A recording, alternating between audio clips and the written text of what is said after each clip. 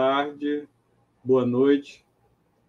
Nós vamos dar início às atividades do primeiro simpósio amazônico do Prof. História. Essa atividade envolve os cursos do mestrado profissional em História em Rede e as universidades da região norte se juntaram para realizar esse evento, né? Então, é um evento que tem participação da UFAC, da UFPA, da Unifespa, da Unifap, da UFT e da Federal de Roraima, né? E hoje a atividade dessa mesa redonda chama-se Profissionalização e Ensino de História na Amazônia. Nós temos uma convidada e um convidado. A nossa convidada é a doutora Lara de Castro Ferreira, da Unifap, que é professora do curso de História daquela instituição, atua também na pós-graduação, no mestrado em História. Ela atualmente, se não me engano, é presidente da seção local da AMPU, não é, Lara? E já foi também editora da revista Tempo Amazônico, da revista Mundo do Trabalho. Ela, nos últimos anos, aí vem se envolvendo também nessa questão, né, que redundou na regularização da profissão de historiador. Então, ela é a nossa convidada para discutir sobre esse tema junto com o outro nosso convidado, o César Queiroz, da UFAM. Então, a gente vai começar com a Lara, né? Lara, você tem de 20 a 30 minutos, e aí, quando você encerrar, eu apresento o César, ele também vai falar mais ou menos esse tempo, e para quem está nos acompanhando, as perguntas podem ser feitas pelo chat, e após a apresentação dos professores, a gente vai abrir para o debate. Então, seja bem-vinda, obrigado por ter aceitado o convite. Boa noite a todas e a todos, né? Gostaria, antes de tudo, de agradecer ao convite, né? Agradecer à organização do evento pelo convite, agradecer a Dilson, né? Agradecer a Bento pela mediação da mesa e dizer que é um prazer, mais uma vez, estar dividindo aqui um espaço com o colega César, né? Que é um colega aí que já, assim, de duras lutas, né? De batalhas anteriores. E eu fiz um recorte, só um momento, gente, só um momento, a Alice acabou de intervir aqui, eu vou precisar tirar ela do quarto, tá? Licença.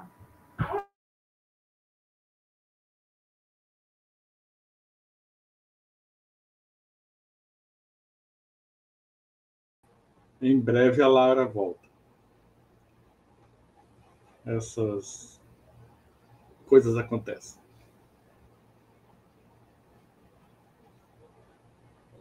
Então, gostaria de agradecer a participação de quem nos acompanha pelo YouTube, né? E assim que a Lara voltar, ela retoma. Pronto. Bem, voltei. Ok, então passo a palavra a você novamente. Tá, desculpa, gente, assim, é a maternidade, né? Eu deixei tudo organizado, mas eu esqueci de fechar a porta. Se eu esquecer de fechar a porta, a gente tem visita. Todas as aulas é assim, né? Mas aí, quando se trata de uma sala, geralmente eu fecho a porta e aí a gente tem um combinado de respeitar o espaço, mas ela tem 5 anos, né? E aí ela entrou. Sim, então, eu recortei essa fala, né, pensando um pouco nos desafios da nossa profissão. A mesa trata de profissionalização do historiador e da historiadora do ensino de história, e aí, para a gente pensar um pouco nos desafios dessa profissionalização diante da lei, com foco na questão do ensino, e mais precisamente do currículo, né? E a gente já discutiu bastante no ano que passou o teor da lei, né? Do que trata a lei, quais as atribuições que são previstas dentro da lei para a historiadora, para o historiador, as oportunidades que o mercado de trabalho abre para a nossa área. E algumas perguntas surgem nesse ano, né, posterior, que a gente já fez um ano de regulamentação.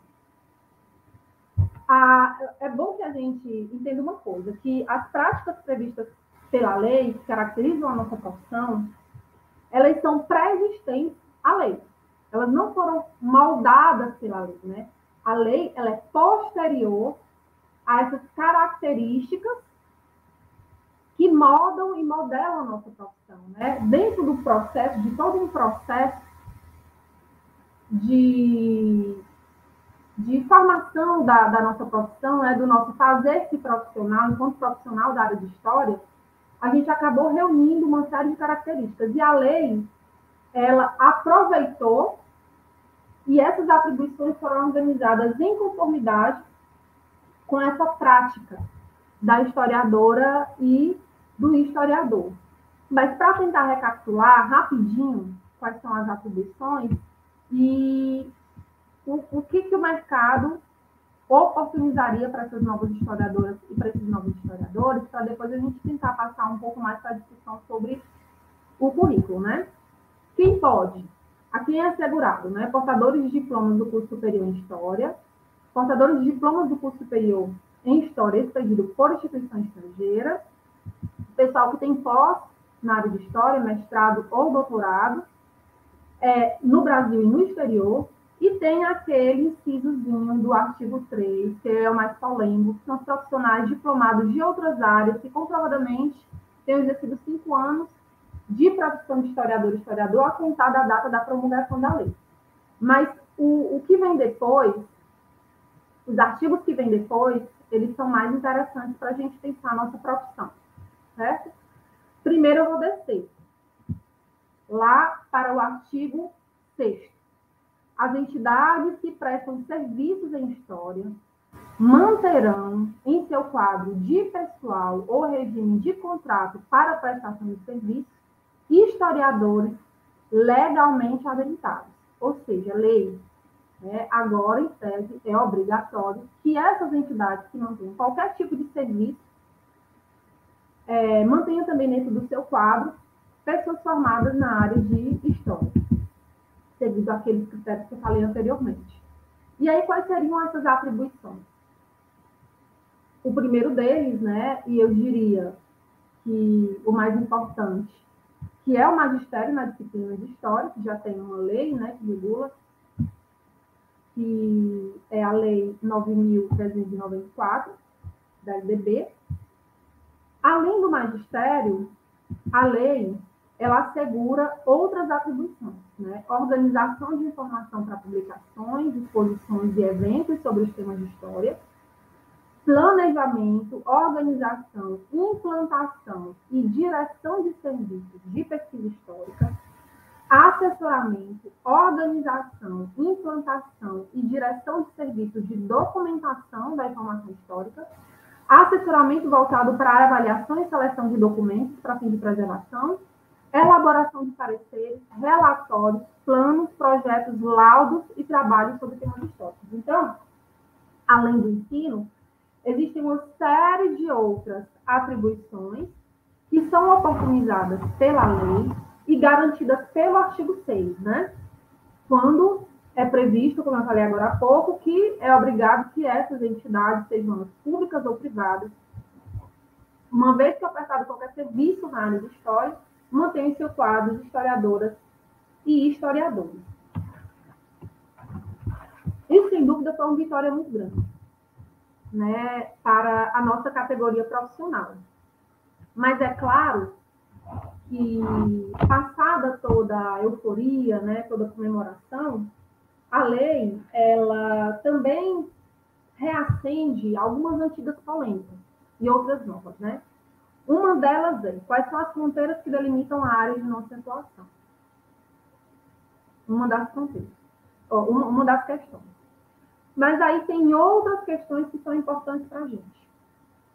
O mercado de trabalho, ele realmente oportuniza postos para profissionais da área de história? Ou nós teremos que inventar esses postos? Uma outra coisa, estamos preparados? E aí pensando ensino, estamos preparados para formar essas novas historiadoras e historiadores? Temos percursos formativos necessários e adequados para dar conta de uma formação que exige, a partir da lei, um universo extremamente amplo de atuação? E aí, assim, né, a segunda questão que eu propus, né, se o mercado de trabalho realmente oportuniza postos para a área de história, eu acho que a gente pode passar rapidinho por ela, e se alguém tiver interesse, a gente desenvolve para a gente poder seguir logo para a questão do currículo e do ensino, né, esse desafio. Eu também vou propor algumas questões e já, de algum modo, tentar elaborar algumas análises, né, fundamentadas nos diálogos que eu tenho feito com colegas ao longo do último ano, e as visitas que eu tenho feito também a alguns currículos. Então, em tese, além do espaço da sala de aula, nós temos arquivos, museus, bibliotecas, instituições culturais, empresas privadas, mídias sociais, podemos falar também no empreendedorismo, né, na área de história, né, a gente vê, temos bastante, caminhei no último ano por alguns lugares, né, temos bastante exemplos dentro dessa área de empreendedorismo na área de história, né, com foco em patrimônio, com foco em memória, com foco em turismo. E aí, nós sabemos que as nossas instituições, como arquivos, bibliotecas, elas estão numa situação de extrema fragilidade. E aí, como defender o emprego desses historiadores, dos historiadores e das historiadoras nesses espaços, diante dessa ampla fragilidade que assola as nossas instituições? Então, deveríamos antes defender as instituições, ou a gente defende tudo em conjunto? Né, a ocupação desses espaços, né, o direito à ocupação desses espaços, que agora é direito, a gente pode lutar por ele, ou a gente antes cuida das instituições, né, para depois correr atrás desse outro desafio, que é a ocupação, o direito à ocupação desses espaços. A gente sabe que muitos dos empregos fora da área do ensino ainda são empregos muito precarizados, sem segurança nenhuma, direito. O mercado de trabalho, de modo geral, está muito precarizado, né? E para os historiadores, na área do ensino, mas muito fora da área do ensino também, o que a gente encontra de experiências, né, na área de museu, de arquivo, de pesquisa, ainda são empregos muito precários, né? Você contrata um historiador para fazer 3 meses de pesquisa genealógica ali para sua família, alguma coisa assim. Estou falando desse tipo de emprego mais precarizado. Uma outra coisa é a própria crise dos empregos acadêmicos, né? Nós tivemos aí um fortalecimento das pós-graduações, mestrado, doutorado, mas a gente pode sim hoje falar numa crise, né, de empregos acadêmicos na área do magistério superior. Então, a gente percebe a ansiedade das nossas alunas e dos nossos alunos em relação à ocupação desses postos de trabalho, na área do magistério superior, por exemplo, né, em função do atual governo, dos postos de verba, né, a gente vê que realmente o número de concursos ele caiu bastante. E aí, como classe, é claro que a gente tem que se organizar para fazer valer o direito, né? A lei está aí, e aí a gente pode falar um pouco mais sobre isso, mas o caminho mais apropriado é que a gente se una e se organize com as instituições. Quando eu falo instituições jurídicas, né? Sindicatos, associações, casas legislativas, entre outros. E aí a gente vem para uma outra questão. A gente precisa, com bastante seriedade, pensar na reformulação dos nossos currículos para abarcar essa série de desafios. Me surpreendi positivamente ao observar alguns currículos, né, da área de história aqui na Amazônia, né? Fiz isso para essa fala ao longo da última semana. Então, a primeira coisa é que a gente tem que enfrentar de uma vez por todas, e eu não quero aqui mexer em nenhum besteiro, mas a dicotomia entre ensino e pesquisa. Né? Embora a gente saiba que alguns cursos, algumas universidades conseguem manter dentro dos seus cursos, né, dentro duas coordenações, né, um curso de bacharelado, um curso de licenciatura, isso não é a regra geral. Nós temos universidades que oferecem só licenciatura em História, não oferecem o bacharelado. E que o trânsito, às vezes, entre a licenciatura e o bacharelado é bastante burocratizado, né? Mas a gente vai pensar eu tenho pensado em algumas alternativas, eu acho que a gente pode, nesse movimento, em outros movimentos também, em outras palestras, começar a pensar com bastante seriedade nessa questão do currículo. Os cursos de licenciatura que eu visitei, majoritariamente, eles têm apenas uma disciplina que pensa a área da pesquisa. Né? São cursos que têm um foco no ensino, porque são cursos de licenciatura, e isso é muito compreensível, mas a verdade é que agora nós temos amplas possibilidades de mercado que podem ser oportunizadas, né? E a gente tem que garantir essa formação. Ainda que a gente, na minha ideia, a gente ainda não tenha um mercado, né, tão apropriado, né, tão preparado para receber essa historiadora e esse historiador, a verdade é que, uma vez que é lei, a gente pode lutar para que esses direitos sejam garantidos de ocupação desses espaços. O currículo da Unifap, por exemplo, eu quero dizer que eu não olhei todos os currículos de todos os cursos de História da Amazônia. Eu consegui olhar pelo menos um de cada estado. O currículo da Unifap, por exemplo, ele só tem uma disciplina de pesquisa e uma disciplina de arqueologia. Alguns cursos no Pará têm apenas uma disciplina. Durante toda a grade curricular, né, todo o percurso formativo tem apenas uma disciplina, que é de metodologia de pesquisa. A UFAM tem duas. Né, o campus lá em Manaus tem duas. A UFMA tem duas disciplinas da área de pesquisa, tem uma disciplina da área de paleografia. Quem fugiu um pouco, né, dessa organização curricular mais geral, que é a oferta de no máximo duas disciplinas da área de pesquisa, e aí não encontrei disciplinas, por exemplo, de arqueologia, encontrei na Unifap de arqueologia, e encontrei no curso do Pará também, que agora eu não estou lembrando, mas não encontrei, por exemplo, museologia, pesquisa, patrimônio, que são disciplinas que são mais a grade do bacharelado. A Uni, na grade da licenciatura, e aí se os colegas da Uni estiverem aqui me corrijam, mas eu procurei e eu verifiquei no plano que era licenciatura, porque na hora eu até, nossa, de 2019, será que eu estou olhando errado? Tem disciplinas de museologia, pesquisa, patrimônio, arqueologia e história e audiovisual. Ele é de 2019. Então, obviamente, eu não estou sugerindo aqui que a gente faça uma ampla reforma curricular para dar conta de todas essas atribuições que são previstas na lei.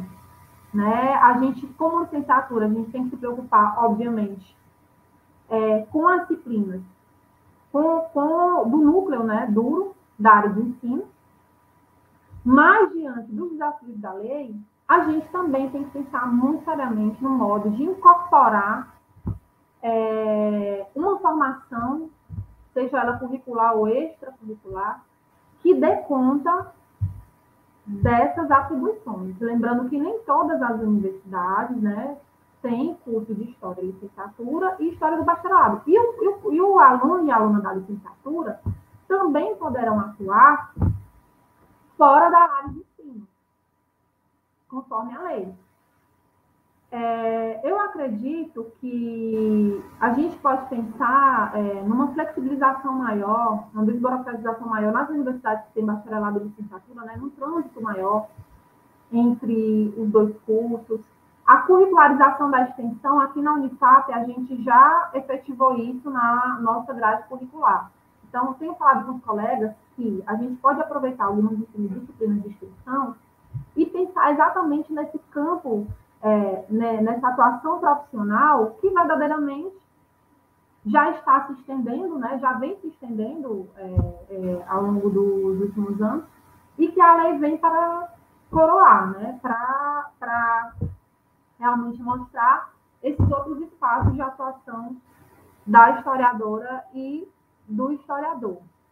Além dessa curricularização da extensão, eu acredito que investir em cursos avulsos de extensão, como já tem sido experimentado pela escola pública, em países anglo-saxões, eles experimentam muito essa experiência, né? A organização de cursos de extensão fora do eixo curricular padrão, investindo em grupos de estudo, cursos de formação, né? Entre grupos de pesquisa, e a organização de outros espaços, porque quanto mais eu converso com os colegas de outras instituições, eu participo de momentos como esses, né, eu vejo que a gente vai ter um desafio enorme pela frente, que é muito curricular, de pensar, né, curricular, também é extracurricular, mas de pensar esses novos percursos formativos dentro do currículo ou extracurricular, mas dentro do curso.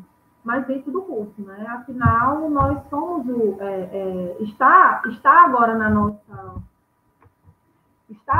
nossa, vamos dizer, né, na nossa batuta, né, a organização de uma formação adequada o suficiente para dar conta desse amplo leque de possibilidades que é oportunizado pela lei e que a gente pode lutar para garantir na forma de direito. Então, a gente corre para garantir a ocupação desses espaços, que a lei já garante, mas, ao mesmo tempo, a gente tem que muito seriamente pensar se a gente teria hoje condições adequadas, nos cursos de licenciatura, especialmente, de dar formação para que essas alunas e esses alunos ocupem esses espaços. Aqui fica essa questão, né? Como eu disse, eu ia dar algumas sugestões. Deixo aberto para a gente discutir um pouco mais sobre isso. E aí devolvo a palavra para o Bento. Quero agradecer mais uma vez.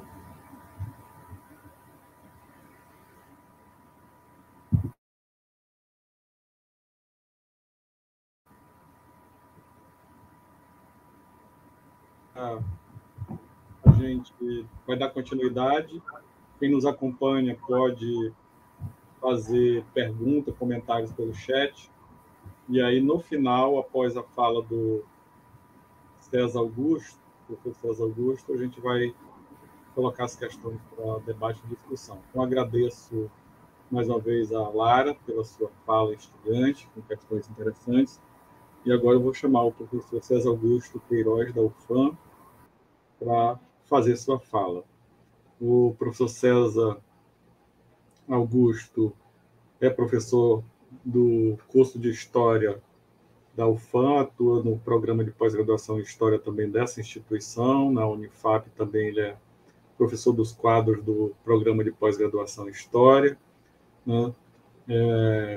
Foi coordenador nacional do GT Mundo do Trabalho, né? Também é um pesquisador, assim como a Lara, que atua muito nessas questões relacionadas aos mundos do trabalho e também questões relacionadas à ditadura militar, populismo. Então, César, seja bem-vindo. Você tem de 20 a 30 minutos para expor aí as questões que você trouxe para essa mesa, e eu agradeço já a sua contribuição. Obrigado. Boa noite a todas, boa noite a todos. Em primeiro lugar, eu gostaria de agradecer o convite e é uma satisfação participar desse primeiro simpósio amazônico do Prof. História, que reúne 6 núcleos do Prof. História da região amazônica. Agradeço ao professor Adilson pelo convite e para mim é sempre uma enorme satisfação poder participar, sobretudo na região amazônica. Penso que essa integração Amazonas, Pará, Amapá, Acre, Roraima, Rondônia é fundamental para que a gente cresça como instituições, como programas e como pesquisadores. Da mesma forma, é uma enorme satisfação estar dividindo essa mesa com o professor Francisco Bento e com a professora Lara, né, que de tantas mesas participamos juntos, e a cada mesa é também sempre uma grande satisfação e um grande prazer. É uma pena que sejamos todos ainda de forma remota, né? Eu sinto muita falta ainda dos eventos presenciais e espero que a gente consiga controlar a pandemia, que consigamos superar a negligência, o negacionismo e que consigamos colocar novamente o nosso país nos trilhos, porque parece que o trem descarrilhou um pouco não, bastante. Enfim, ditas essas primeiras palavras, e considerando o tema da mesa, profissionalização e ensino de história, eu fiquei durante a semana pensando sobre o que eu falaria hoje aqui.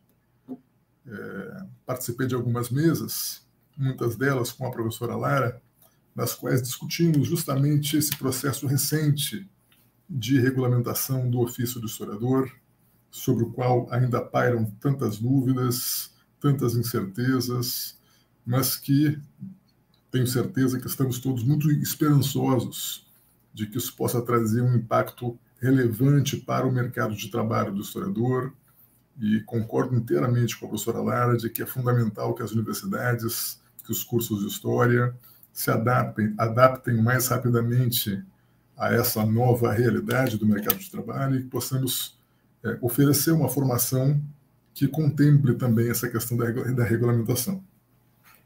Considerando que, né, já falei em alguns eventos sobre a regulamentação da profissão do historiador, e considerando que a professora Lara falaria sobre isso, e com enorme desprendimento e qualidade e competência que ela tem, eu optei por não ser repetitivo e buscar discutir um outro tema que com certeza faz parte do que nós estamos discutindo na mesa, que é profissionalização e ensino de história.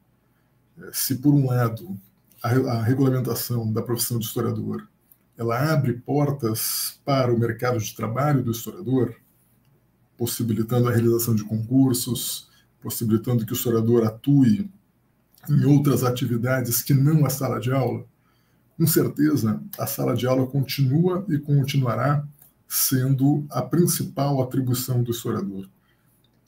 A maioria de nós, quando nos formamos, acaba migrando, passando para a sala de aula, seja ela na educação básica, seja ela no ensino superior.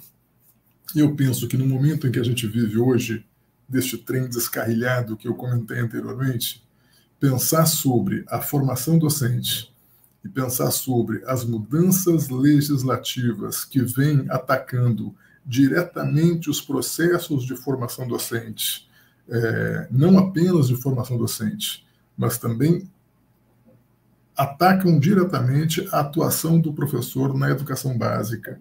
E refletir sobre esses processos, refletir sobre esses ataques, se torna fundamental, se torna necessário e é impossível que nós não estejamos perplexos, incomodados e buscando entender o que vem acontecendo e que impacta diretamente a nossa atividade profissional. Nesse sentido, a minha proposta para a minha fala de hoje é pensar sobre isso, pensar sobre essas resoluções, pensar sobre esse conjunto de leis, particularmente a Resolução 02 de 2019, que impactam a formação docente e que impactam fundamentalmente o ofício do historiador. E aqui eu vou tentar entender, embora me centre na minha fala sobre a resolução do Conselho Nacional de Educação de 2 de 2019, a gente vai tentar entender essa resolução dentro de um contexto mais amplo que implica um conjunto de outras legislações, como, por exemplo, a Lei 13.415, de 2017, que institui o chamado novo ensino médio. O novo ensino médio não passa de um eufemismo, porque, de novo, não tem nada. Inclusive, o cheiro de mofo ele é guardado da década de 70. Um ensino profundamente tecnicista, um ensino que acaba condenando os alunos, sobretudo os alunos mais carentes, mais pobres e mais necessitados, à mão de obra barata no mercado de trabalho. E essa resolução, essa lei de 2017, ela vem ser complementada por uma portaria de julho de 2021 que institui um cronograma para a implementação deste novo ensino médio. Então, os estados têm até 2022 para implementar o primeiro ano do novo ensino médio. E que, acredito eu que todos saibamos sobre este novo ensino médio, né, tem como característica fundamental uma visão predominantemente tecnicista desta formação. Ou seja, se antes nós tínhamos 2.400 horas aula, e agora se propõe uma ampliação para 3.000 horas aula, né? Dessas 3.000 horas aula, 1.200 horas aula são dedicadas ao ensino tecnicista. Então, de 2.400 horas, recai para 1.800 horas aula para as disciplinas tradicionais. As outras disciplinas acabam sendo vinculadas à formação técnica. Além disso, o ensino passa a se organizar a partir das chamadas unidades curriculares, obrigando os professores a atuar de forma multidisciplinar, o que na teoria soa muito bonito, mas que na prática acaba promovendo um processo de precarização do ensino, de fragilização das áreas, onde na unidade curricular de ciências humanas, por exemplo, os professores de história precisarão dar conta de um conjunto variado de disciplinas que não são necessariamente aquelas as quais ele estudou na sua graduação. Geografia, sociologia, coisas que já aconteciam tradicionalmente, que todos que trabalharam algum dia na rede pública sabem que os professores dão aula de tudo, né, de história, de geografia, de sociologia, se duvidar de matemática, né, enfim, mas que isso formaliza esta prática, né, de que os professores acabem ministrando essas aulas por unidades curriculares.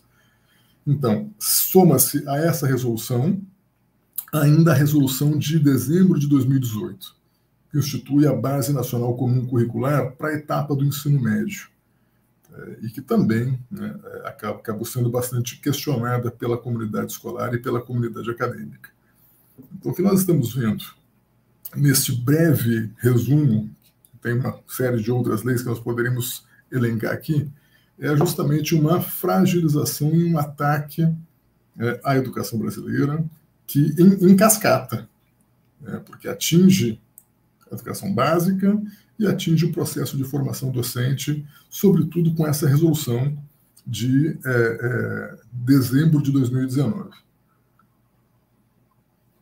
Como mencionei, então, vou me focar um pouquinho mais nessa resolução de dezembro de 2019, que define as diretrizes curriculares nacionais para a formação inicial de professores da educação básica, instituindo ainda a Base Nacional Comum para a formação inicial de professores. Essa nova resolução, que altera a formação dos cursos de licenciatura e altera o currículo dos cursos de licenciatura, ela vai substituir aquela resolução de 2015, que foi uma resolução que passou por um grande debate junto à comunidade acadêmica e que, embora tenha um conjunto de críticas em relação a ela, é muito melhor do que a atual, que tem essa visão que eu mencionei anteriormente, que fecha com a visão do ensino médio técnico e de uma base nacional curricular comum bastante precarizada. Então, a partir dessa resolução, os cursos de História e os cursos de licenciatura precisam se adequar a essa nova resolução. Então, só para vocês terem uma ideia, a Lara estava falando dos cursos e dos currículos dos cursos, né? O curso de História aqui da UFAM, ela se adequou à resolução de 2015. Né? Então, quando nós terminamos de nos adequar à resolução de 2015, e a primeira turma do novo currículo ingressou em 2019, no mesmo ano, ironicamente, foi aprovada uma resolução que altera novamente a base curricular e que altera novamente o nosso currículo.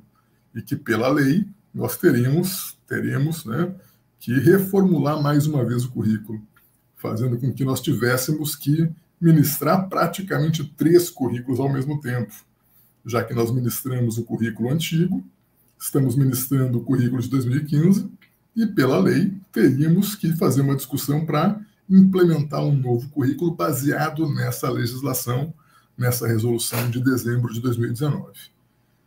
Bom, esta resolução ela tem 3 elementos que são fundamentais e que são bastante complicados e que vem recebendo um conjunto de críticas de docentes, de especialistas, de pesquisadores e de diversas associações, como nós vamos ver no decorrer da minha fala. Então, tem 3 características que são bastante ruins, né, e têm sido bastante questionadas pela comunidade acadêmica. Primeiro, é pensar a formação de professores a partir de uma concepção profundamente tecnicista ou neotecnicista. É uma formação que volta o profissional essencialmente para o mercado de trabalho. Né? Então, nós estamos formando professores que formarão alunos, que formarão os seus alunos para o mercado de trabalho. A perspectiva de um crescimento humanista e cidadão, né, numa perspectiva crítica do que, no melhor termo da palavra, né, que consiste em um cidadão ciente dos seus direitos e deveres, né, essa perspectiva vai para o brejo, literalmente, com uma visão que regride ao tempo da ditadura, que regride a uma visão que delega e acaba relegando essas classes, essas pessoas de camadas populares, de escolas públicas, por exemplo, a serem mercado de trabalho, mão de obra barata para o mercado de trabalho. O segundo elemento, que também está ligado a essa formação docente, é exatamente essa concepção reducionista de docência. Ou seja, a docência é passar conteúdo. E se nós formos olhar esta resolução a partir dos conteúdos que são propostos, nós vamos ver que o espaço dado a questões de legislação e do como ensinar, né, elas ganham muito mais espaço do que o que ensinar. Né? Então, essa visão crítica, essa visão da produção do conhecimento histórico, né, ela acaba, e da produção do conhecimento das outras ciências, das outras licenciaturas, acaba tendo uma significativa perda de espaço. E o terceiro elemento, que também é bastante complicado, e que dentro do atual governo é muito compreensível, é basicamente uma visão conteudista que reflete os interesses do ensino privado, da educação privada. A educação transformada em mercadoria. Quanto mais houver uma base comum para todas as licenciaturas, é menor a necessidade de se contratar especialistas para as áreas. Então, muitos trabalhamos já em faculdades privadas e todos sabemos, né, que na faculdade privada a gente cobra o escanteio e cabeceia por vezes. Né? Então, uma carga de disciplinas maior, disciplinas que não necessariamente têm a ver com as nossas pesquisas. Né? Não vou generalizar para todas as privadas, que existem faculdades privadas muito boas e que valorizam seus professores, mas, em compensação, tem outras que não têm este mesmo perfil. Então, a gente passa por uma mudança no processo de formação docente, com características que são um retrocesso para a educação brasileira e um retrocesso para o ensino superior, um retrocesso para a formação docente das licenciaturas. Uma visão tecnicista, uma visão reducionista e uma visão extremamente voltada para os interesses privados que, em última análise, transformam a educação numa mercadoria, né?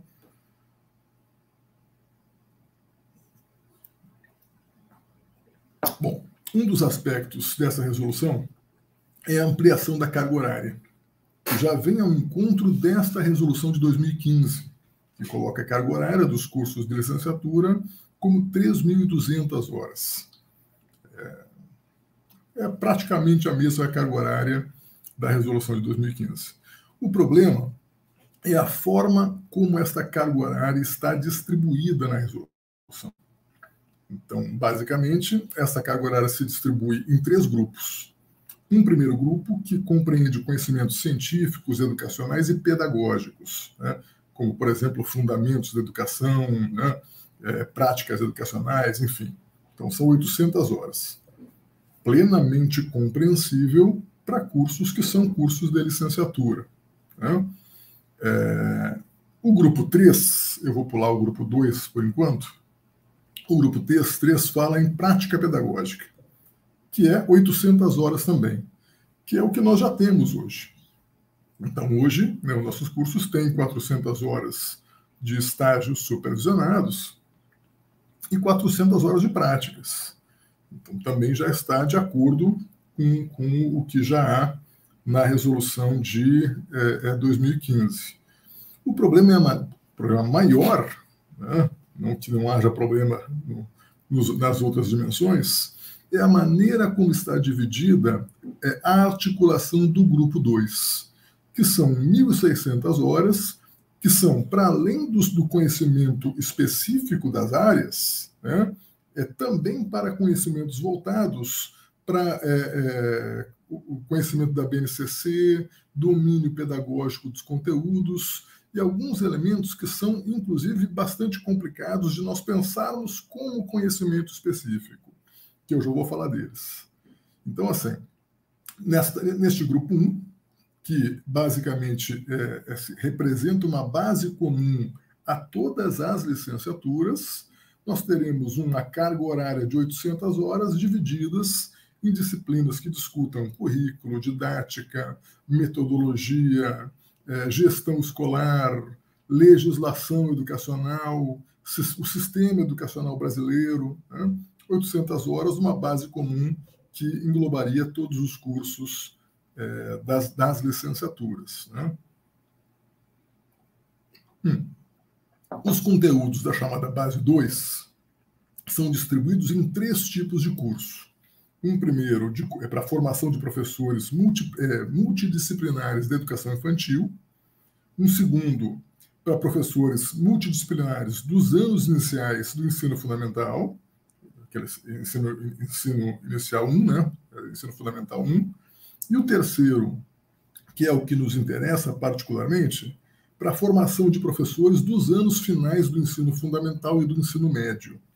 Então, neste grupo 2, nós, né, da área de História, estaremos incluídos neste grupo 3. Nesses 3 tipos de conhecimento, nesses 3 tipos de curso, ou seja, educação infantil, educação fundamental 1, educação fundamental anos finais, tem uma base comum para esses 3 cursos. Então, dentro daquelas 1.600 horas, nas quais deveria se estudar conhecimentos específicos das áreas, né, também estão nessa parte língua portuguesa, conhecimento da matemática, linguagem digital, conhecimentos pedagógicos que já tem no grupo 1 de conhecimentos, alfabetização, domínio pedagógico da aprendizagem, né? Ou seja, nem metade do curso é destinado essencialmente à área na qual o sujeito vai entrar para fazer a sua formação, fragilizando de forma muito significativa a formação docente. Nesse sentido, essas 1.600 horas acabam sendo divididas entre conteúdos da área e outros componentes e unidades temáticas relacionados a questões não apenas de conhecimento específico, mas também de conhecimento pedagógico, de linguagem digital, de sistema escolar, enfim.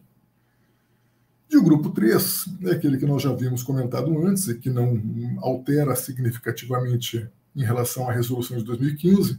A alteração que tem em relação à resolução de 2015 é a retirada daquelas 200 horas de atividades curriculares, né, que tinha as chamadas AACCs. Então, essas 200 horas elas saem nessa resolução de dezembro de 2019, mas que mantém-se as 400 horas de estágio supervisionado e as 400 horas ligadas às práticas, que aqui no Amazonas são chamadas práticas integradas, né? Bom, aprovada em 2019, essa resolução definia, num primeiro momento, um prazo de 2 anos para que os cursos se adequassem a essa resolução. Os cursos que já haviam se adequado à resolução de 2015, eles tinham um prêmio, entre aspas, né? 1 ano a mais. Então, pela resolução inicial,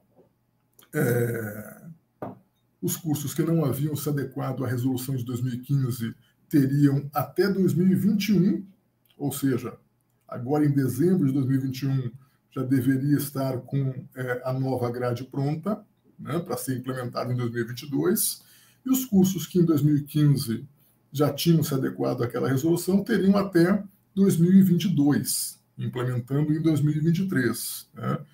O que acontece é que, a partir daí, nós temos uma enorme mobilização de associações profissionais, de entidades, de universidades, entre eles a própria AMPU, né, a nossa Associação de História, né, que se manifestam contra a Resolução 2 de 2019, exigindo a sua revogação e a implementação da Resolução de 2015, a qual já vinha sendo cumprida, né, por boa parte dos cursos que vinham se adequando àquela resolução.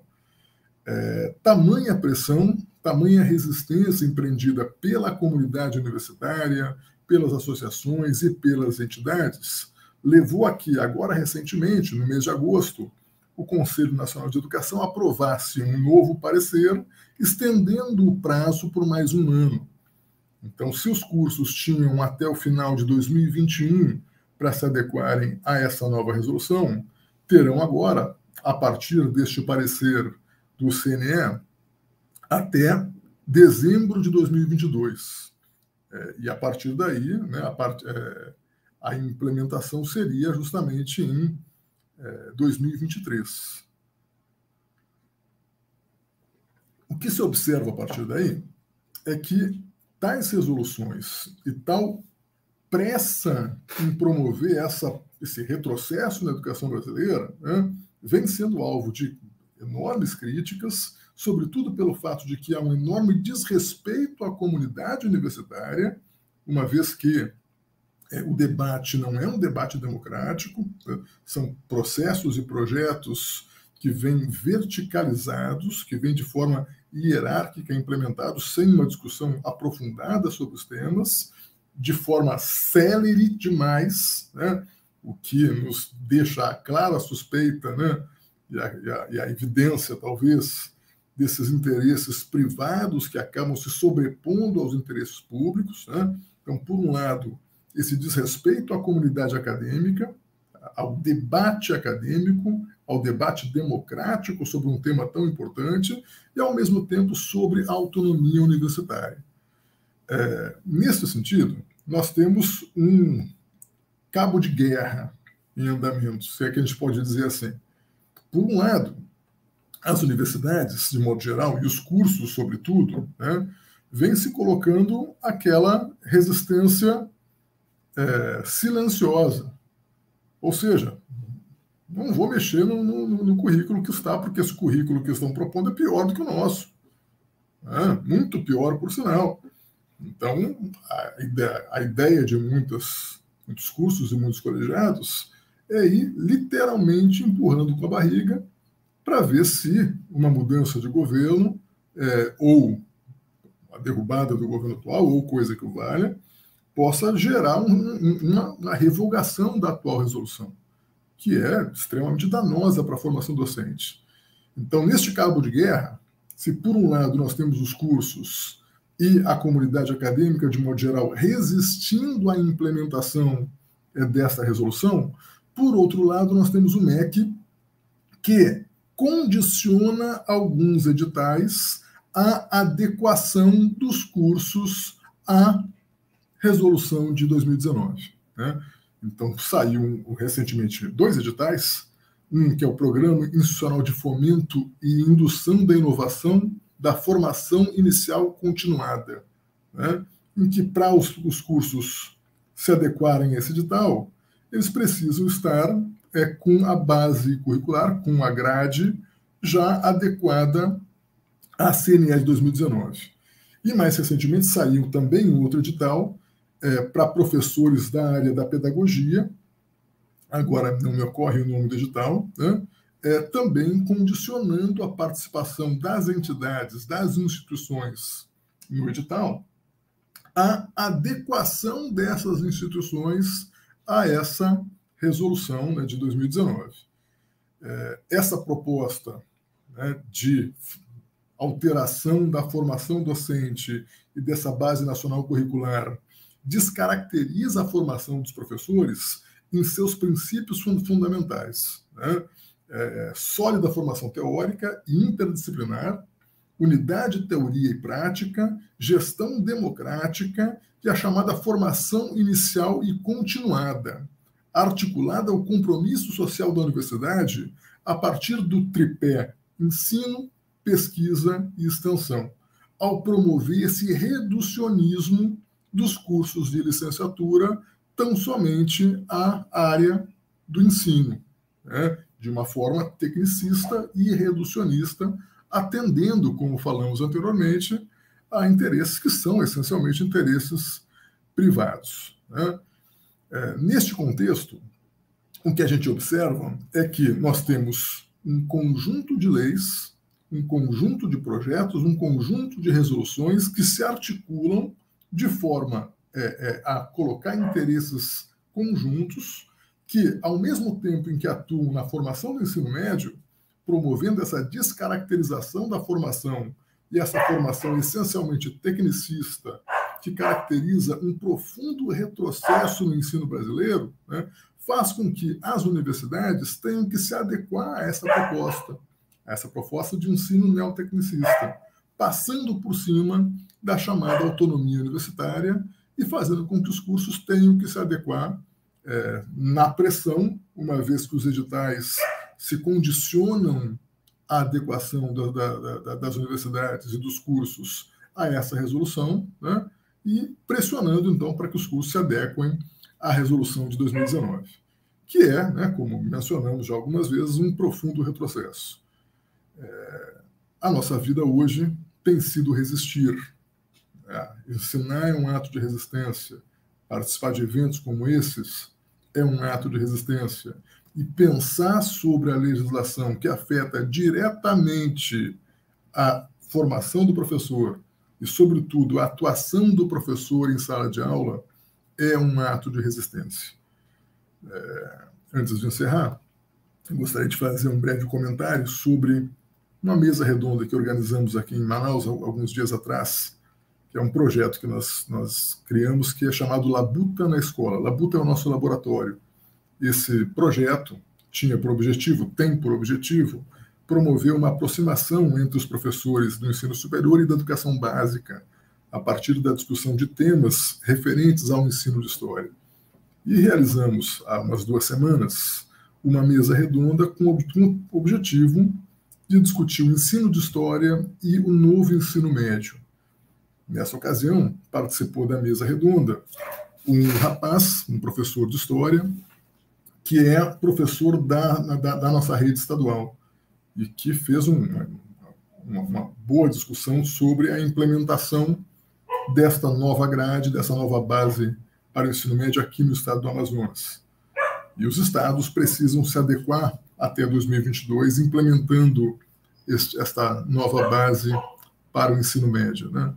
Então, estamos hoje diante de um fogo cruzado e, repito, né, estamos hoje diante de um jogo, né, que é essa queda de braço com as resoluções do MEC que fragilizam, que atacam severamente o ensino nas áreas de licenciatura, sobretudo nas áreas humanas. E espero que a gente consiga superar isso e que consigamos manter a nossa autonomia universitária e que o diálogo com a comunidade acadêmica seja restaurado para que consigamos pensar coletivamente qual é a melhor formação docente para os nossos professores. Agradeço a todos, agradeço a todas e devolvo a palavra para o meu amigo Francisco Bento. Muito obrigado, César. Muito interessante suas colocações. Você conseguiu esclarecer muitas questões relacionadas aos meandros que envolvem diretamente, né, os e as profissionais em história, tanto nas universidades quanto nas escolas, né? E aí agora a gente vai abrir, temos um tempo ainda para discussão, debate. E eu, como sou o mediador aqui, eu vou começar colocando as questões aí para tanto você, César, quanto a Lara, e depois, caso tenha questões do público que nos assiste, o Vinícius vai postar aí. Mas eu queria começar com uma questão que a Lara trouxe, mas eu vou colocar para vocês dois, que é sobre a profissionalização, né? Como ela muito bem colocou, a profissão já existia, a profissionalização foi formalizada, né? Então a lei veio para, de certa maneira, regulamentar algo que já estava efetivado. E aí, né, nós temos a nossa Associação Nacional, né, de Historiadores, que não atua como sindicato, né, e nem será um sindicato, né? E aí uma pergunta para vocês dois, né, qual é o papel, então, da associação nesse novo momento de regulamentação da profissão? Que vocês acham, né, que papel tanto a entidade nacional quanto suas seções regionais têm, né?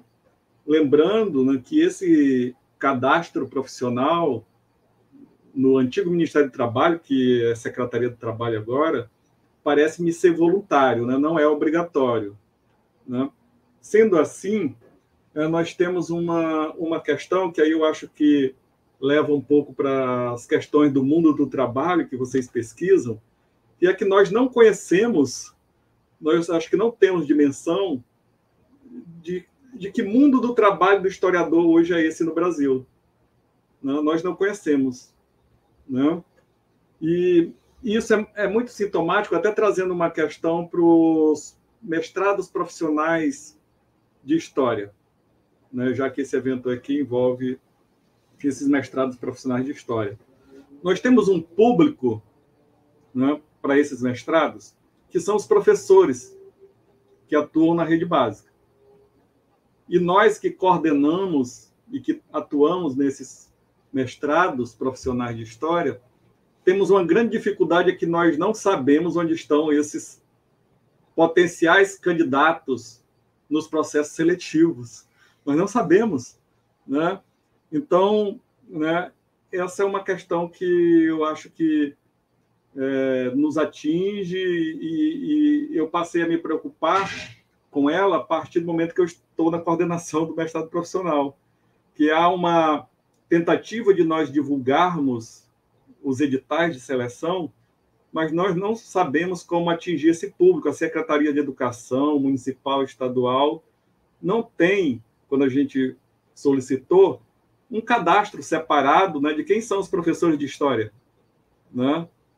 Então, nós não sabemos, né? Então, a minha questão um pouco para vocês aí contribuírem é nesse sentido, né, de como a gente, de certa maneira, conhecer, chegar nesse público, saber onde atuam, como atuam, né? Acho que essa é uma preocupação que nos diz respeito por uma série de questões.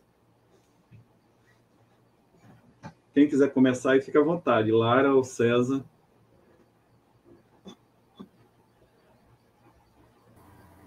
A gente vai na ordem da apresentação? Tá. Pode ser.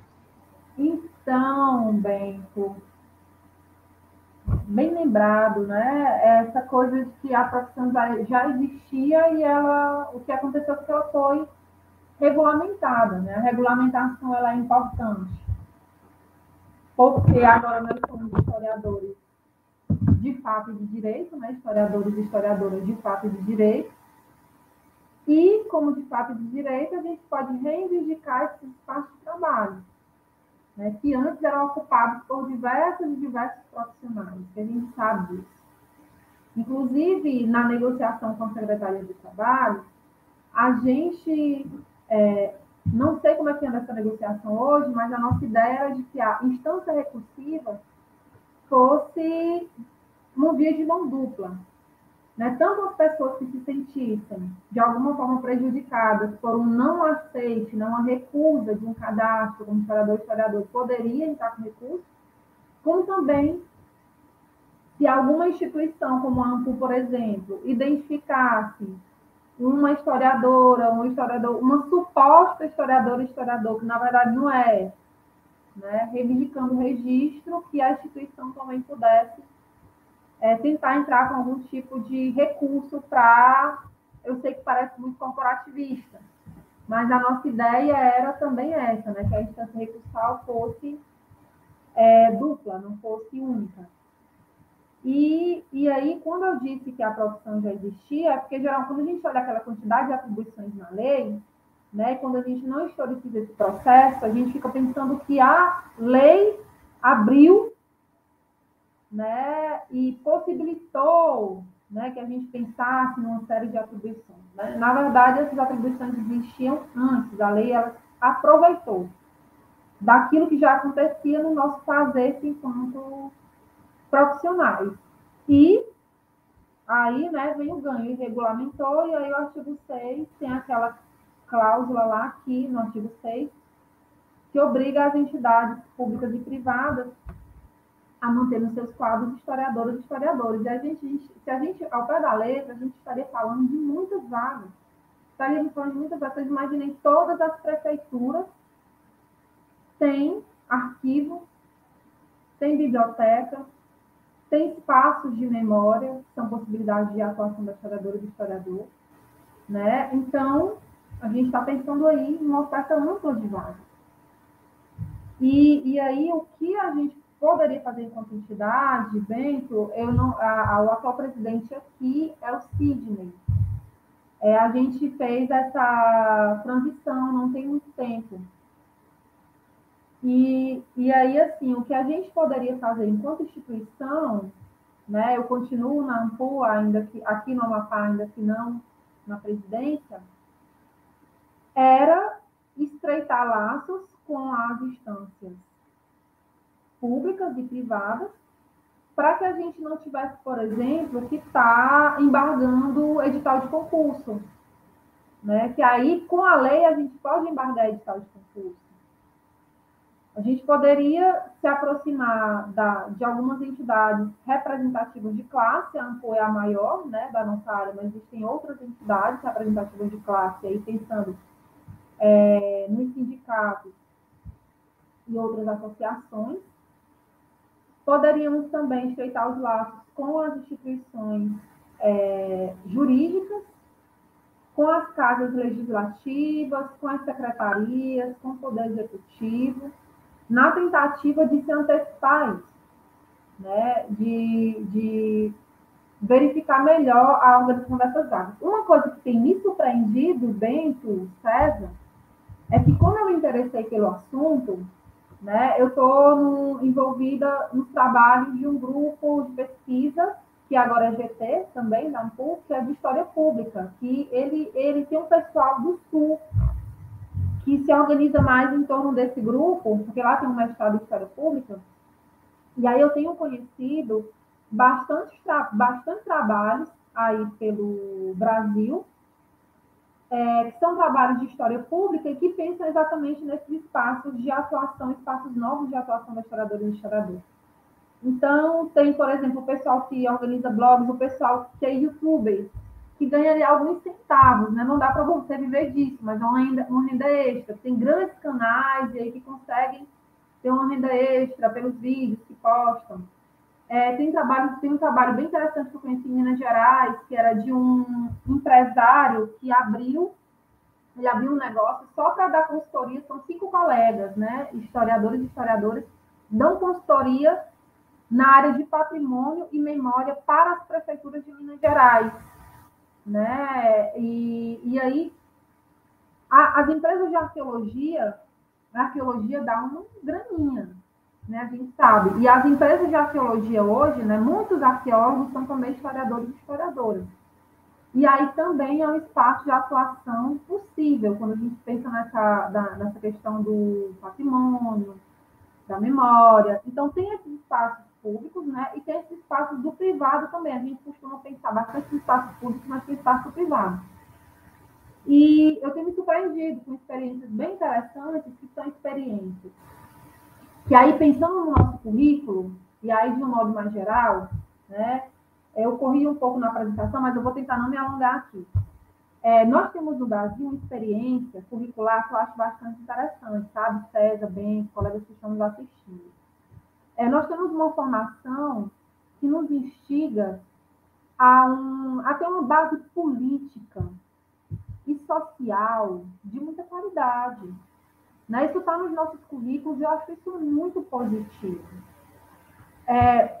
Por outro lado, o pessoal dos Estados Unidos, por exemplo, eles têm um currículo que recebe algumas críticas, mas que tem algumas questões positivas, né? São currículos mais técnicos. E aí eu não diria que a gente deveria abandonar uma ideia e não dar outra de jeito nenhum, porque eu gosto muito do modo que a gente produz história, né? Que a gente pensa a formação do historiador e da historiadora com essa base social e política. Mas aí eu vou reivindicar Mark Bloch, né? Eu acho que a gente também pode associar isso a uma formação que pense nas especificidades técnicas e metodológicas que são apropriadas ao nosso ofício. Né? Era isso que Mark Bloch me indicava lá no famoso Apologia da História, que a gente fala tanto. Então, eu acho que hoje a gente tem como manter aquilo que eu acho o máximo no nosso currículo, e como professora eu jamais abriria mão, dentro de um núcleo, né, um NDE, abriria mão dessa formação mais político-social, mas, ao mesmo tempo, também pensar nesse amparo mais técnico e metodológico desse processo de formação. É isso. Eu acho que eu respondi as 2 questões. Ou tentei. Obrigada. Obrigado, Lara. Passa a palavra ao César para os possíveis comentários aí sobre o que eu... Okay. Obrigado, Francisco. Bom, a Lara respondeu muito bem as questões, né? Então, vou só tentar dar um pitacozinho aqui de quem também acompanhou esse processo e de quem está também envolvido nessa luta tão antiga da nossa associação, essa luta tão importante, né? E que, embora já houvesse espaços de atuação para o historiador fora da sala de aula antes da regulamentação da profissão, com a regulamentação, a nossa expectativa é de que haja uma ampliação muito significativa das vagas no mercado de trabalho. Então, a regulamentação não é coisa pouca, é uma conquista importante, né? Passou por algumas críticas. Então, alguns acusavam de burocratização, ou de corporativismo, ou de tentativa de cerceamento da liberdade de expressão, quando, na realidade, é a conquista de um direito de um profissional que não tinha o seu ofício reconhecido. Isso, reforço, não é coisa pouca. Isso foi uma conquista importante e uma conquista suada, né?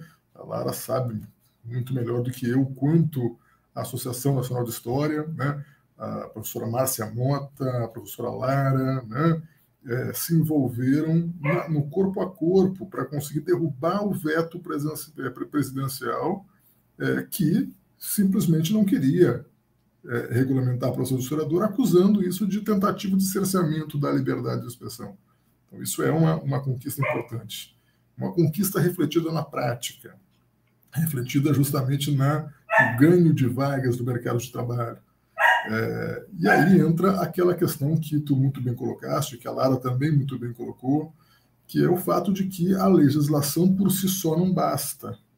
Não existe lei sem fiscalização, não existe lei sem mecanismos que garantam o seu próprio cumprimento, né?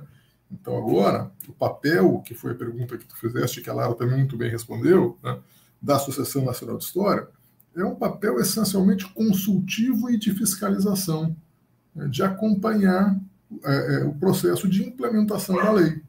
A lei existe, a regulamentação do ofício historiador é uma realidade, né? O que nós precisamos ver agora é transformar essa lei na aplicação efetiva da lei. E o papel de fiscalização e o papel consultivo da associação é fundamental. E das associações estaduais, da mesma maneira.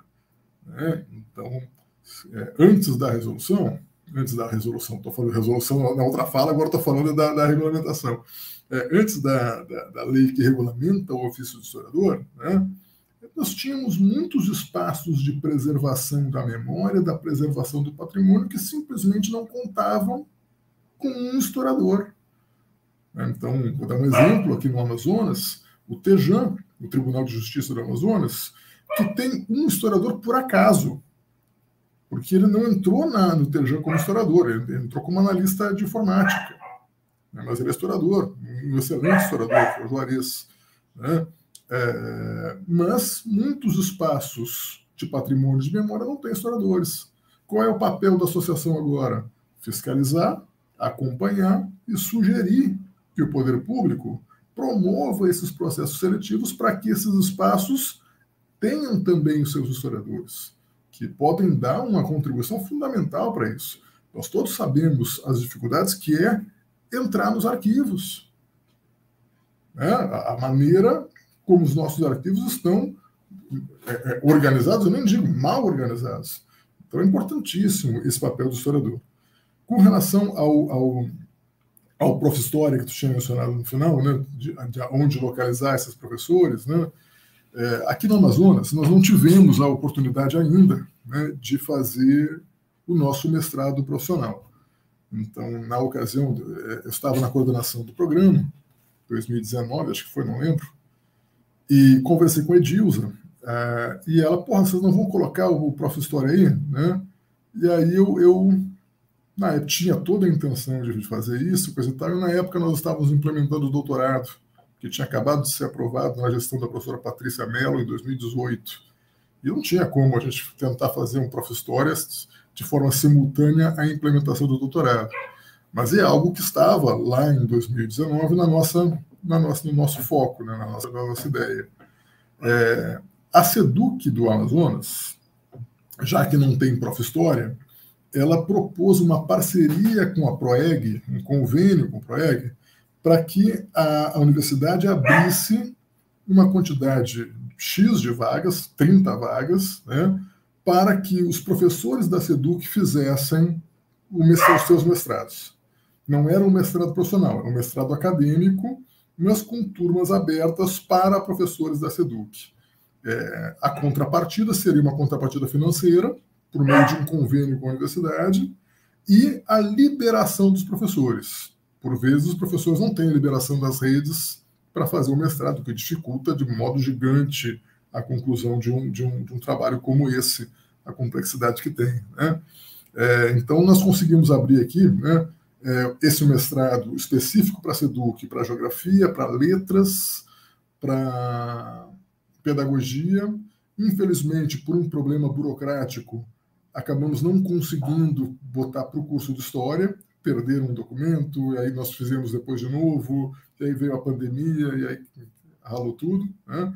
Mas que é só para dar um exemplo, né, do que talvez possa, a partir do diálogo com as redes estadual e municipal, né, é fazer com que haja um convênio para que as próprias redes estimulem os alunos, os professores, liberem os professores, que é fundamental para a conclusão de um curso de qualidade. Mas acho que é isso. Bento, eu só vou te pedir um minuto só para fazer uma ilustração. O pessoal da arqueologia conseguiu regulamentar a profissão em 2018. Né? A gente conseguiu em 2020. Nós implementamos a nossa regulamentação no sistema, a lei, né, em menos de um ano.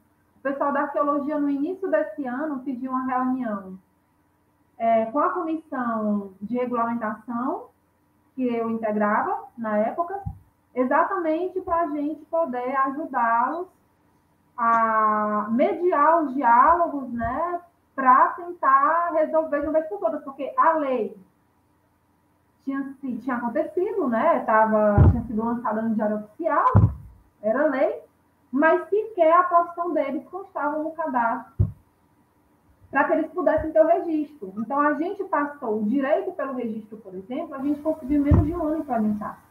E eu não tenho dúvida de que foi a força da nossa associação, não tenho dúvida nenhuma. Né? Eu sou ampuana de carteirinha, mas não é por isso que eu falo isso, não. Né? O papel da AMPU na regulamentação foi muito importante, e nesse ano posterior à regulamentação, que foi da implementação da lei, né, para a gente poder ir lá, pegar nosso registro, ter direito ao registro profissional, que também foi bastante trabalho, não foi pouco. Não tenho dúvida de que foi fundamental. E é claro que a importância simbólica, né? Que aí é uma outra questão também que não fica atrás. Muito obrigado, César, Lara. Nós temos perguntas. Eu pediria que a equipe técnica postasse aí. Tem uma pergunta do Vinícius. Professores, boa noite. Como vocês enxergam a nossa profissionalização em tempos de guia politicamente incorreto do Narloch e, mais recentemente, com a ascensão da Brasil Paralelo? Tem uma outra pergunta que eu acho que é do Adilson, sim. Professora Lara, aqui na UFPA temos uma Câmara de Ensino que regula estruturalmente os cursos de licenciatura e que determina parte do currículo. Na Unifap é assim? E a mesma pergunta ele faz para o César, que aí eu acho que tira a Unifap e entra o FAM, tá? É isso. Lara? Então, professor Adilson, a gente tem sim, né? A gente tem sim uma Câmara de Ensino que trabalha exatamente nos moldes que você apontou aí, né? Estruturando os cursos de licenciatura. E tem também o núcleo docente estruturante, né? Que pensa no currículo, né? Nesses percursos formativos, mais internamente dentro do curso também. Então, a gente tem esses dois dispositivos aí.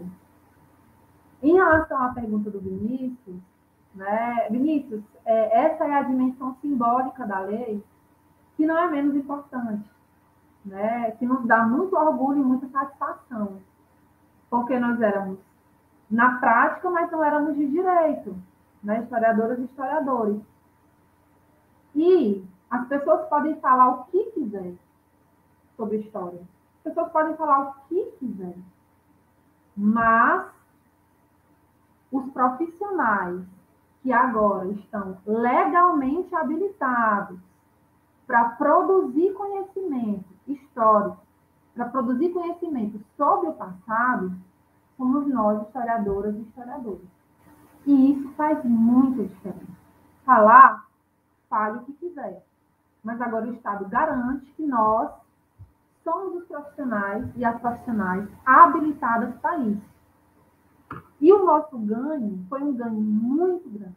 Muito grande. A gente, lá na frente, a gente vai poder dizer que a gente aprovou essa lei num governo perverso, genocida, que precariza os direitos do que vem precarizando, na verdade, no contexto que vem precarizando, o governo Bolsonaro aprofundou essa precarização dos direitos dos trabalhadores e das trabalhadoras, e nós somos uma categoria profissional.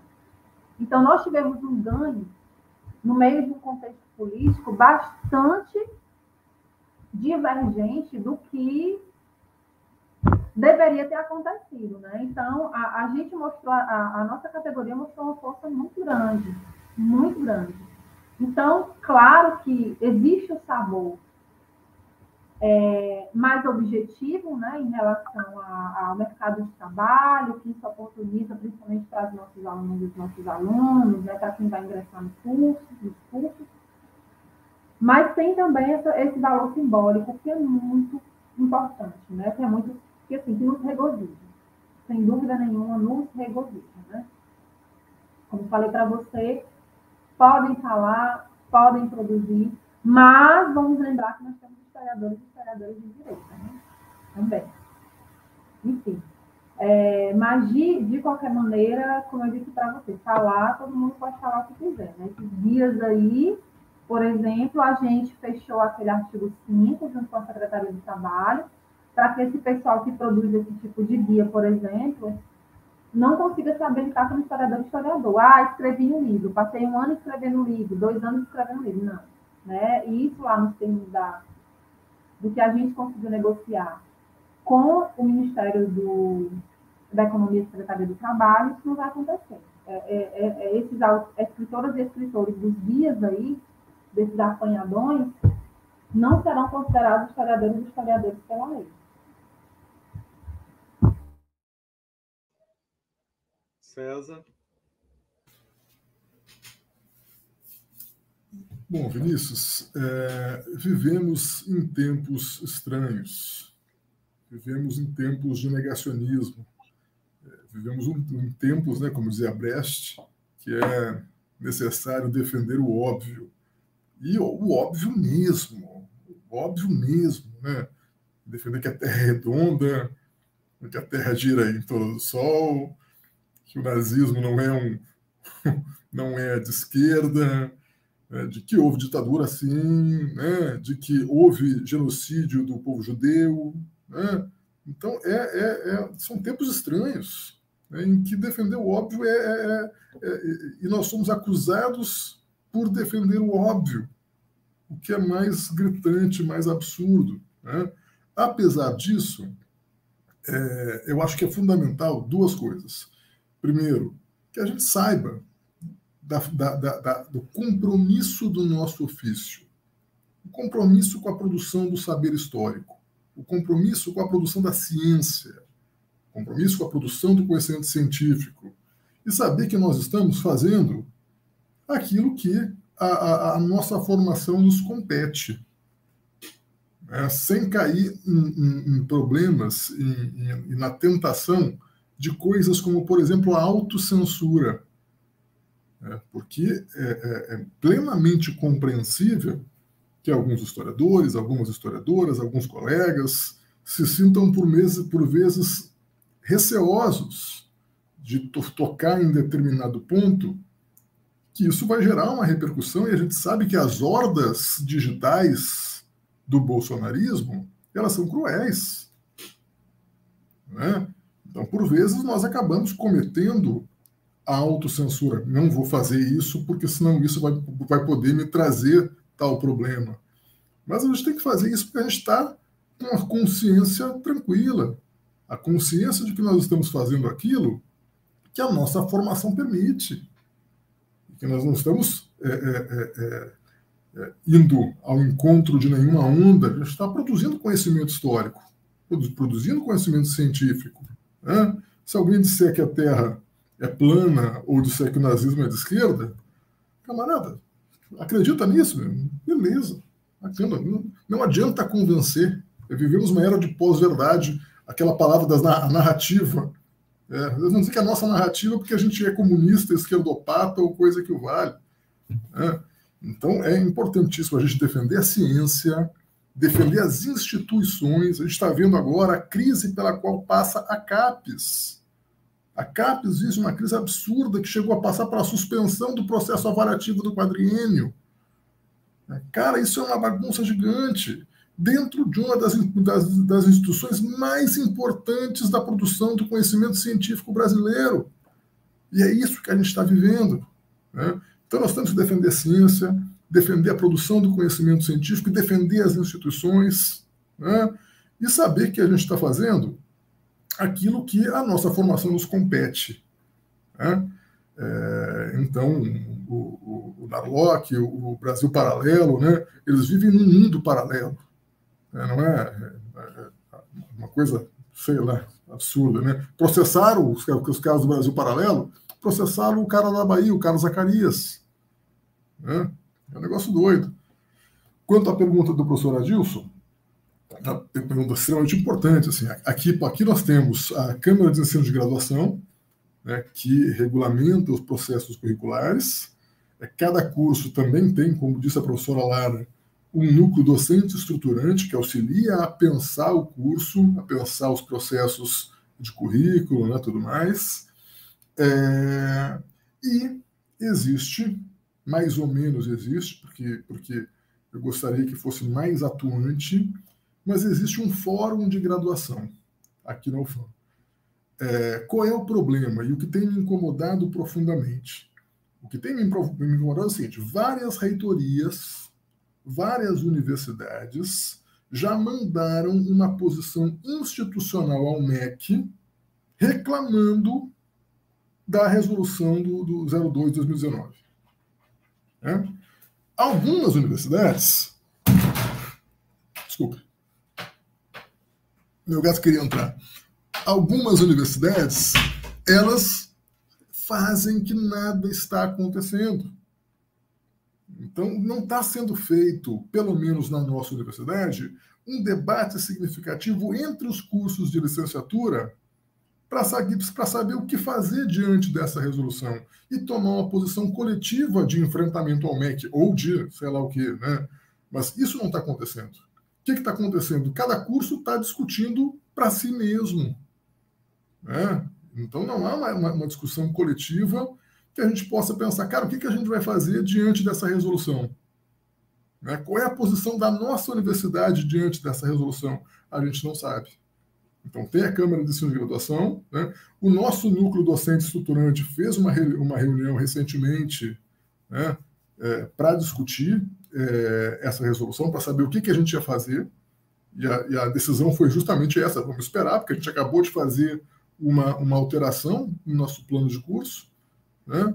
Então é importante que a gente faça uma discussão ampla sobre isso, né? Não apenas entre os cursos de História, mas dentro das próprias universidades, com as licenciaturas de Matemática, de Sociologia, de Filosofia, né?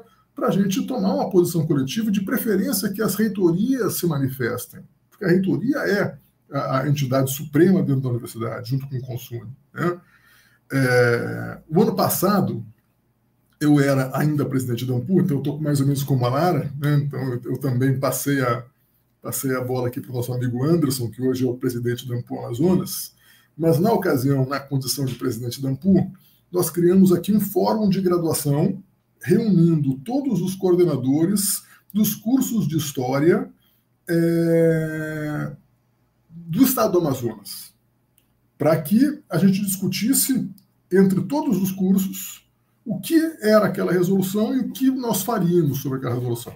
Então, participou das reuniões deste fórum os coordenadores da UFAM, são 2 cursos, então tem 2 coordenadores, os coordenadores da UEA, tem um curso em Parintins e um curso em Tefé, aqui no interior, né?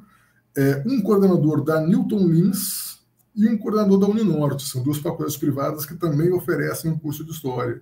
Então fizemos um debate, na ocasião, né, neste fórum de graduação da AMPU, sobre a resolução, né? E naquele momento, foi logo no começo, né? Então um pouco se sabia sobre isso, como faríamos, enfim. Mas é isso, assim, eu imagino que a gente precise aprofundar a discussão. Eu sinto que a nossa universidade ela não tem dado uma orientação, uma diretriz para os cursos.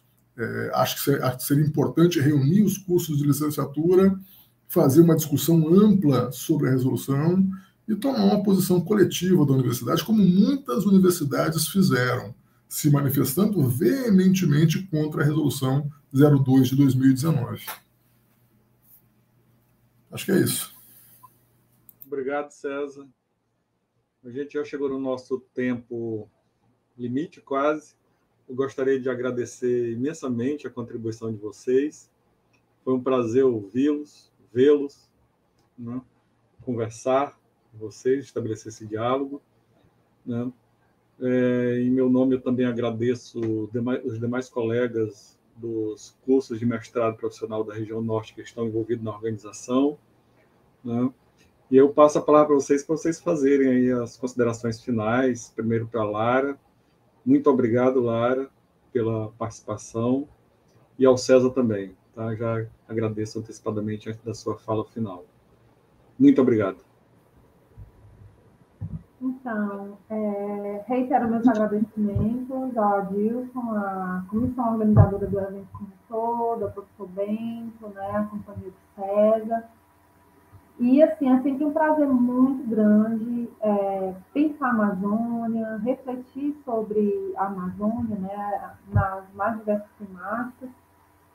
E ressalto, então, a importância desse evento, né, de pensar o ensino dentro das nossas especificidades. E é isso, gente. Meu boa noite. Muito obrigada mais uma vez pelo convite. Tá bom? E realmente estou muito feliz sempre de estar com você.